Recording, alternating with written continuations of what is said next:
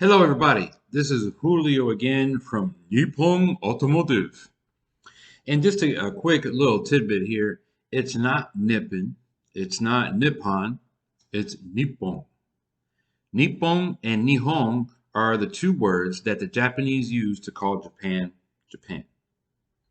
I'm really big into the Japanese culture. That's why I named my auto repair business, which is mobile here in South Florida, Nippon Automotive. Anyhow, to today's video.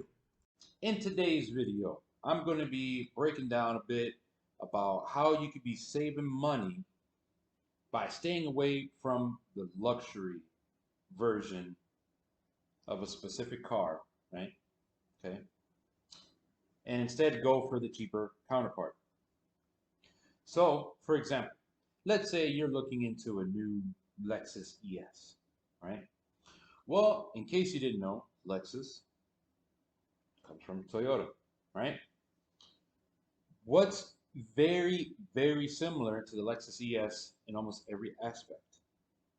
The Toyota Camry. It's practically the same car. Okay? So you can do the research yourself if you don't believe me. You can basically get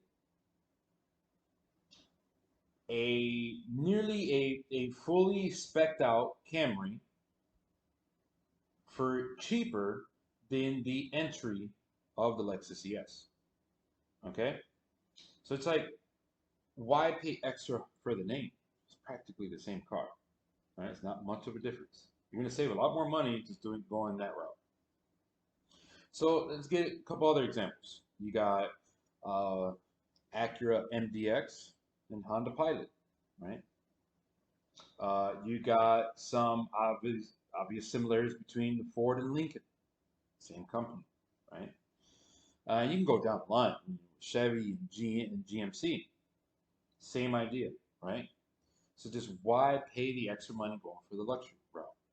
And then not only that, in general, a lot of times the repairs are also even more money, or even maintenance, more money for the luxury cars than they are for their cheaper counterparts. So it just makes total sense just to go with the cheaper counterpart, cents and dollars. But it really comes down to be that simple. And in the used car market, it's still pretty much the same thing, right? So if you really want, like, let's say a nice car, especially if it's, kind of luxury or leather interior, so on and so forth, or don't really want to pay the luxury car prices, do some research, see if whatever car that you may be interested in that is a luxury car has a cheaper counterpart. Okay. That's another example. Chrysler and Dodge, there's a couple, not really so much there.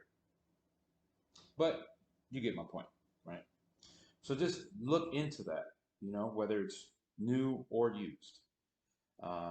You just save a lot more money that way, both in the short term and in the long term.